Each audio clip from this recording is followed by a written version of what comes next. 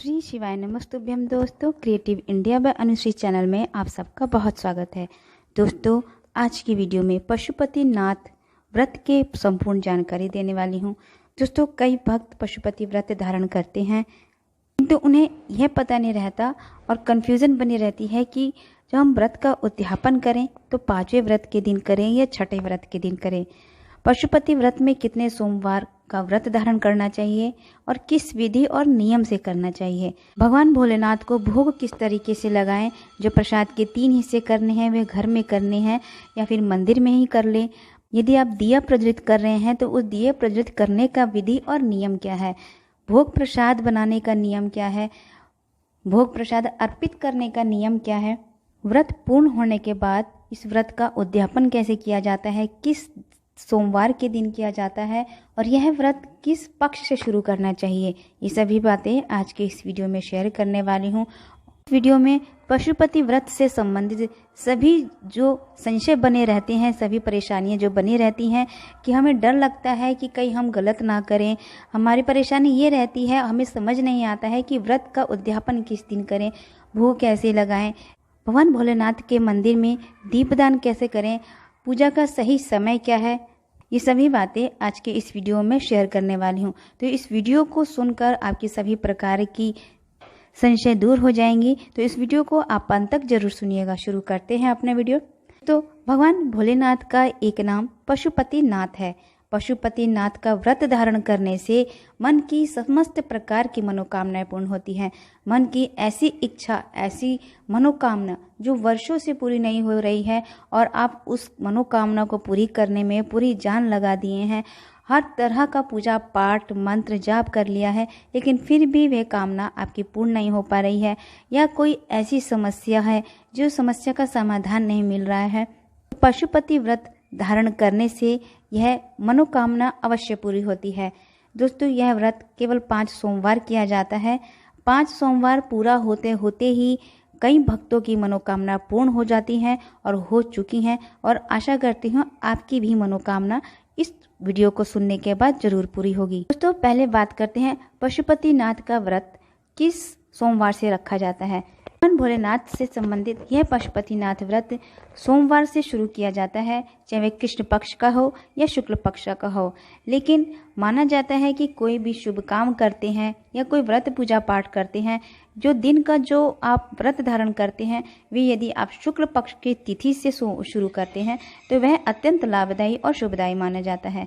तो हो सके तो अगर आप शुक्ल पक्ष के पहले सोमवार से इस व्रत को धारण करते हैं तो अति उत्तम माना जाता है। वैसे तो आप कृष्ण पक्ष में भी रख सकते हैं, इसमें कोई संशय की बात नहीं है। इस व्रत को 5 सोमवार तक रखना होता है।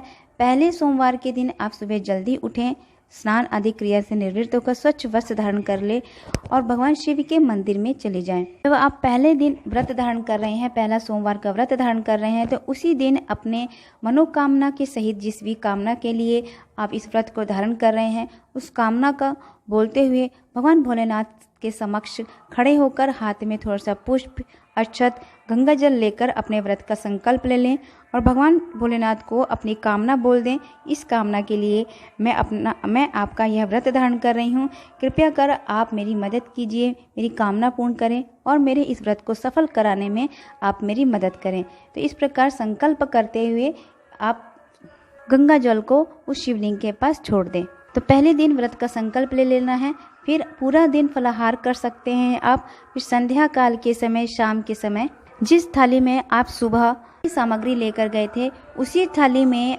वह थाली आपको अलग नहीं रखनी है और ना ही धोनी है, ना ही उसमें से जो भी आपने सामान रखा है उसे अलग करना है। यानी व्रत का जो पहला सोमवार है उस दिन जिस थाली में आप पूजा सामग्री लेकर जा रहे हैं उसी धूप, दीप, चंदन, बिल्वपत्र, भांग, धतूरा, भगवान शिव की प्रिय वस्तुएं लेकर पूजा के लिए जो भी सामग्री लेकर जा रहे हैं उसे उस थाली में ही रहने दें। उस थाली को ढक कर रख दें और शाम के समय उसी थाली में प्रसाद बनाकर कुछ मीठा बनाकर रख लें और 6 दिए घी के तैयार कर लें। उसमें जोत डालकर घी से भरकर 6 दिए अपनी थाली में रख लें। कुछ मीठा प्रसाद बना लें। आप हलवा बना सकते हैं, खीर बना सकते हैं, शीरा बना सकते हैं या फिर आप पंजीरी भी बना सकते हैं। ये भोग बनाने के बाद उसे एक कटोरी में रख लें और साथ में उस थाली में 2 पत्तल रख लें, यानी जो प्लास्टिक की जो कटोरियाँ आती हैं या जो पत्ते की जो कटोरी बनी रहती है, जो रेडीमेड बनी रहती हैं, वे कटोरी रख लें अपने थाली में और ये सभी वस्तुएं लेकर भगवान शिव के मंदिर में चले जाएं। भगवान भोलेनाथ की पूजा के लिए जो भी सामग्री है, जैसे कि बिल्वपत्र, भांग, धतूरा, वस्तुएं संध्या काल के समय उसी थाली में रखकर भगवान शिव के मंदिर में चले जाएं।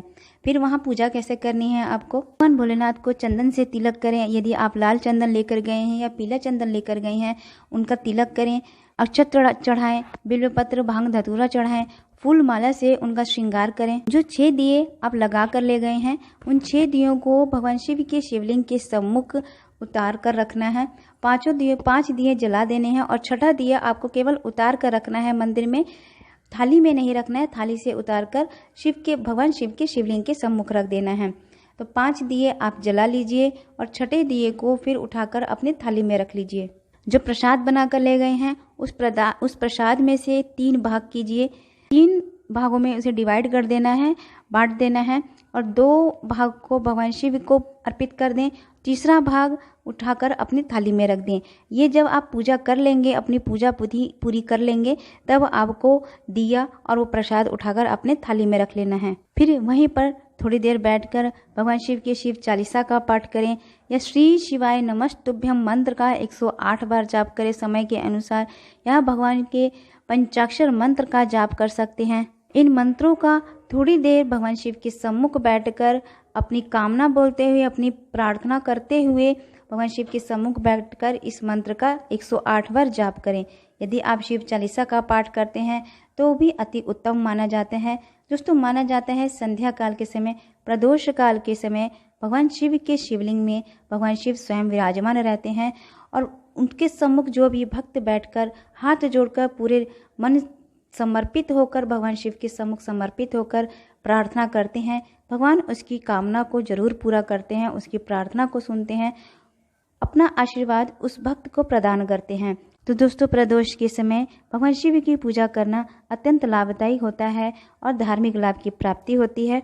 भगवान शिव का आशीर्वाद प्राप्त होता है, उनकी भक्ति प्राप्त होती है। इसके बाद जो भोग प्रसाद आपने एक उठा कर रख लिया है अपने थाली में और एक दिया उठाकर रख लिया है, हाथ जोड़कर अपने घर को लौट जाइए। बीच में आपको कहीं नहीं रुकना है और ना ही किसी को कुछ बताना है। घर में जाते समय, जब घर का मुख्य द्वार है, घर में प्रवेश करते समय जब आप प्रवेश कर रहे हैं और आपके सीधे हाथ की तरफ जो आप एक दिया मंदिर से लेकर आए हैं, उस दिए को अपने घर के मुख्य द्वार पर सीधे हाथ की तरफ प्रवेश करने से पहले जलाकर तब प्रवेश करना है। यानी घर में घुसने से पहले उस दिए को जला दें और श्री शिवाय नमस्तुभ्यम बोलकर, अपनी कामना बोलकर घर में प्रवेश कर। जो एक भाग प्रसाद का लेकर आए हैं, उस प्रसाद को किसी को नहीं देना है, किसी में भी वितरित नहीं करना है, वह प्रसाद आपको स्वयं ग्रहण करना है। तो उस प्रसाद को जब भी आप कोई भोजन कर, मीठा भोजन कर रहे हैं, तो सबसे पहले उस प्रसाद को आप ग्रहण करें। उसके बाद आप जो भी मीठा खाना चाहते हैं, दूध रोटी खाते हैं या हलवा खाते हैं, उसके बाद से आप उस प्रसाद के साथ आप अन्य भोजन भी कर सकते हैं। नमक नहीं खाना है, इस बात का आप जरूर ध्यान रखें। इस तरीके से आपका पहले दिन का यह व्रत पूर्ण हो जाता है। अगले सोमवार को, यानी दूसरा सोमवार जब आता है, दूसरे सोमवार के दिन भी आपको इसी विधि से, इसी नियम से, इसी समय के अनुसार आपको पूजा करना है। दोस्तों, यह व्रत कोई भी रख सकता है, स्त्री हो या पुरुष हो या बच्चे हो या बच्चा ऐसा जो कि समझदार हो और इन सभी नियमों का पालन कर सके, अपनी जिस भी कामना के लिए वह व्रत धारण करना चाहता है वह कर सकता है। स्त्रियों में एक समस्या की बात यह होती है कि बीच में यदि रजस्वला धर्म आ जाए तो ऐसे में क्या करें। तो अगर आप पशुपति व्रत धारण कर रहे हैं और बीच में रजस्वला धर्म आ जाता है तो उस दिन आपको पूजा नहीं करना है, केवल व्रत धारण करना है। लेकिन इस व्रत की गिनती आपके 5 व्रत यानी 5 सोमवार के व्रत में नहीं होगी, आपको 6 सोमवार करना होगा यदि रजस्वला धर्म अगर बीच में आ जाता है तो व्रत को नहीं छोड़ना है और पूजा नहीं करना है। हाँ, आप मंदिर जा सकते हैं, केवल घर में रहकर भगवान शिव का इस व्रत को आप धारण कर सकते हैं। ऐसे ही आपको तीसरे सोमवार के दिन करना है, चौथे सोमवार के दिन ऐसे ही आपको इसी विधि नियम से व्रत धारण करना है। जब 5वां सोमवार है, जो लास्ट यानी आखिरी सोमवार के दिन आपको व्रत कैसे करना है, उद्यापन कर 5वें सोमवार व्रत के दिन ही आपका उद्यापन होगा। ऐसा बिल्कुल नहीं है कि 5 सोमवार करने के बाद 6ठे सोमवार को व्रत का उद्यापन किया जाता है, ऐसा बिल्कुल नहीं माना जाता। 5वें दिन ही आपका व्रत का उद्यापन होगा। तो उस व्रत के उद्यापन में आपको क्या करना है, 4 सोमवार व्रत किए, सुबह गए भगवान शिव के शिवालय में पूजा की आपने, उसी प्रकार 5वें सोमवार के दिन भी करना है। फिर उसी थाली में शाम के समय मीठा भोग बनाना है, 6 दिए तैयार करने हैं और साथ में श्रीफल रखना है। एक श्रीफल ले लीजिए और साथ में कुछ दक्षिणा ले लीजिए, 11 रुपये ले लीजिए। श्रीफल के ऊपर 11 रुपये रखकर 5 या 7 बार कल्यावा से लपेट लेना है और भगवान 108 बिल्व पत्र, अगर बिल्व पत्र नहीं मिल पाता है तो आप 108 चावल के दाने ले सकते हैं, 108 आप हरी मूंग की दाल के दाने ले सकते हैं, 108 पुष्प ले सकते हैं। वह पुष्प जो भगवान शिव को अर्पित किया जाता है, केवल वही पुष्प भगवान शिव को अर्पित करें। अगर 108 बिल्व पत्र मिल जाता है तो अति उद्यापन के दिन ये सभी वस्तुएं लेकर भगवान शिव के शिवालय में जाना है।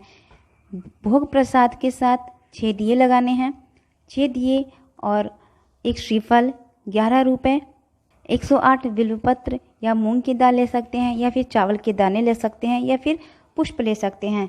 108 वस्तुओं से भगवान शिव का श्रृंगार करें। फिर मंदिर में थोड़ी देर बैठकर भगवान शिव के शिव चालीसा का पाठ करें। श्री शिवाय नमस्तुभ्यम का 108 बार मंत्र जाप करें, पंचाक्षर मंत्र का जाप करें। अंत में अपनी कामना बोलते हुए भगवान शिव से प्रार्थना करें और अपनी भूल चूक की क्षमा प्रार्थना भी जरूर करें कि हे भोलेनाथ, मुझसे कोई गलती हो गई हो, भूल चूक हो तो मुझे क्षमा प्रदान करें। मैं मूर्ख अज्ञानी, मुझे कुछ समझ नहीं आता है, केवल आपने जैसे मुझसे करवाया मैंने वैसे ही किया। इस प्रकार प्रार्थना कर कर क्षमा प्रार्थना आप अंत में जरूर करें। तो इस तरीके से आपको 5 सोमवार तक पशुपतिनाथ महादेव जी का व्रत धारण करना है, इस विधि के अनुसार और नियम के अनुसार। दोस्तों, इस व्रत में बहुत सी ऐसी कन्फ्यूज़न होती है, ऐसी गलतियां होती हैं जो कि समझ नहीं आता है और हम समझ नहीं पाते हैं और ना चाहते हुए भी वह गलती हो जाती है। परंतु हमारे भोलेनाथ नाम से ही भोले हैं और क्षमा प्रदान कर देते हैं। वे केवल भक्तों की भक्ति देखते हैं, भाव देखते हैं। अगर आपसे कोई छोटी मोटी भूल चूक हो भी गई हो तो उसमें आप संशय ना करें, भगवान भोलेनाथ से क्षमा प्रार्थना करें। दोस्तों, यह व्रत केवल सोमवार के दिन किया जाता है। सोमवार के दिन ही इस व्रत को शुरू करें। कृष्ण पक्ष की सोमवार या शुक्ल पक्ष के सोमवार से शुरू करें, यह आपकी इच्छा पर निर्भर करता है। इस व्रत में दोनों समय मंदिर जाया जाता है। सुबह भी मंदिर जाते हैं और शाम के समय भी मंदिर जाते हैं। सुबह आप जैसे पूजा नॉर्मल करते हैं, साधारण पूजा करते हैं, वैसे आपको करना है। लेकिन जिस थाली को लेकर आप मंदिर गए हैं उस थाली को अपने मंदिर में ही रख दें, उसे बिल्कुल भी ना छेड़ें। फिर उसी थाली में शाम के समय पूजन सामग्री भोग प्रसाद बनाकर 6 दिए लगाकर शाम के समय भगवान शिव के शिवालय में उसी थाली को लेकर जाएं। जो भी प्रसाद आप बनाकर ले गए हैं उसके 3 हिस्से करें। भगवान शिव के सम्मुख 6 दिए लेकर गए हैं, ये 6 दिए आप 6 दियों में से 5 दिए भगवान शिव के सम्मुख प्रज्वलित करें। छठा दिया मंदिर में ही रखना है, उतारना है, थाली में से बाहर निकाल कर रखना है, लेकिन उस छठे दिए को जलाना नहीं है। भगवान शिव की शिव चालीसा का पाठ करें, पंचाक्षर मंत्र का जाप करें। उसके बाद प्रसाद का तीसरा भाग और वह छठा दिया अपने थाली में रख लें। घर जाते समय जब घर का जो मुख्य द्वार है, प्रवेश करने से पहले वह जो छठा दिया आप लेकर आए हैं उस दिए को प्रवेश करते समय जो सीधा हाथ आपका पड़ता है, सीधे हाथ की तरफ उस दिए को जला दें भगवान पशुपतिनाथ महादेव का नाम लेकर। और वे जो तीसरा भाग प्रसाद का लेकर आए हैं उस प्रसाद को केवल आपको ही ग्रहण करना है और किसी में भी ना बांटें। उस प्रसाद को ग्रहण कर ले सबसे पहले, उसके बाद जो भी आपको मीठा भोजन करना है वे भोजन कर सकते हैं। तो इस तरीके से आपको यह पूजा करना है और इस प्रकार से इस व्रत को धारण करना है। ऐसे ही 4 सोमवार तक आपको यह व्रत पूर्ण करना है और 5वें सोमवार के दिन व्रत का उद्यापन हो जाएगा। व्रत के उद्यापन में शाम के समय भोग प्रसाद के साथ 6 दियों के साथ एक श्रीफल, 11 रुपये, 108 आप बेलपत्र ले लें या फिर चावल के दाने ले लें या फिर हरे मूंग की दाल ले लें 108 दाने। भगवान शिव का श्रृंगार करें उन सभी वस्तुओं से, उनको चंदन का तिलक करें। इस प्रकार उद्यापन किया जाता है और अंत में भगवान शिव से क्षमा प्रार्थना जरूर करें। इस प्रकार आपका यह व्रत पूर्ण हो जाता है। तो दोस्तों, आशा करती हूँ पशुपतिनाथ व्रत से संबंधित संपूर्ण जानकारी आपको अच्छी लगी होगी और जो भी आपकी संशय है वे दूर हो गए होंगे। तो आशा करती हूँ आज का वीडियो आपको अच्छा लगा होगा, जानकारी अच्छी लगी होगी। यदि जानकारी अच्छी लगी तो चैनल को सब्सक्राइब कीजिए, लाइक कीजिए, शेयर कीजिए, बेल आइकन को ज़रूर प्रेस कीजिएगा जिससे कि वीडियो की जो भी नोटिफिकेशन है आपको मिलती रहे। मिलते हैं अगले वीडियो में, तब तक के लिए नमस्कार। श्री शिवाय नमस्तुभ्यं।